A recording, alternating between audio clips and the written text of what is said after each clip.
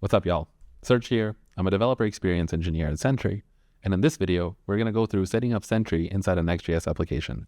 We're going to look at all the files that got created and make sure that everything got connected properly. Let's head over to our docs at docs.sentry.io and select Next.js. We have a wizard that helps you set up Sentry inside a brand new application as well as your existing ones in under a minute. Let's copy the code and head over to our terminal. I have a basic Next.js application set up using ShadCN projects, and we're going to go ahead, paste a command, and go through the onboarding. Sentry is fair source, and you can absolutely self-host it yourself, but for this video, we're going to go through the Sentry SaaS. If you don't have a Sentry account, go ahead and click no, and it'll go through the sign-up process. But for us, I have a Sentry account, so I'm going to hit yes, and it's going to bring me to this project selector where I'm going to create a new project, and I'm going to call it Serge Sentry Next.js. It'll take a couple of seconds to create the project, and once you're done, you can close this window and we'll head back to the terminal. There are ad blockers that might block requests that are going to Sentry, and for that, we can set up a route inside your application so that the requests are coming from the backend. I'm going to go ahead and say yes. We're going to go through these features in separate videos, but for now, we're going to set up tracing, we're going to set up session replay, and we're going to enable logs, as well as create an example page. We are going to be deploying this application to Vercel, so we're going to hit yes here. This will also create a .env file locally with the Sentry authentication token to make sure that our source maps get uploaded to Sentry. We're going to have a separate video on all things AI at Sentry, but for now, we're going to configure the MCP server as well, and I'm going to be using Cursor. I'll also start the development server so we can see the example page when we get there. pm front up. Let's head over to Cursor to see all the files that got created.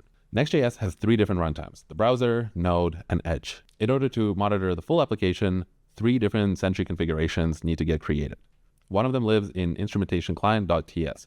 This is a special file inside a Next.js project that will load up before any of the other browser bundles will get loaded. You want to make sure that Sentry is initiated as early as possible in the lifetime of a request. As you can see, we have a sentry.init command with a DSN, which is essentially an endpoint where we send all of the Sentry data to, as well as the Sentry replay integration and some configuration options. We're going to go through each one when we talk about the features of Sentry, but for now, let's take a look at the other files. There's an instrumentation.ts file, which is essentially the server version of instrumentation client. This is where we can conditionally load the Sentry configuration for the right runtime. So we have a Sentry server config and a Sentry edge config. They're pretty similar, but when you're making changes, make sure that you're aware which files you're changing. For example, if you don't see logs on the server, that might be because you didn't enable logs on the server, but it was enabled on the client and in Edge. We also added a configuration to the next.config.ts file. This file is where your global configuration options will live. Things like your organization, your project, and your tunnel route to make sure those requests are ending up in Sentry and not getting logged by AdBlocker. These are all default options that Sentry ships with, but if you head over to our documentation, you'll get a full list of all of the config options that are available. One thing to call out here is if you're on an older version of Next.js and are not using TurboPack, there's a whole Webpack section on the Sentry docs to help you configure those if you're having issues. Now let's take a look at the example pages that got created. We have a front-end page. What happens when the page renders is we have a Sentry log statement that says that the page loaded, and then we're also doing some checking to make sure that the SDK will be available for you to check. We also have a button that will create a custom span for tracing with the example front end to backend span, and it will call an API endpoint on our backend, as well as throw a front end error. This is for demonstration purposes only. You would probably have something like a try catch, and in the catch statement, you would throw this error. If we head over to our API endpoint and look at the route, it's just a basic get with another Sentry logger and an error from the backend. Let's head over to the app, trigger the error, and see what it ends up looking like in Sentry.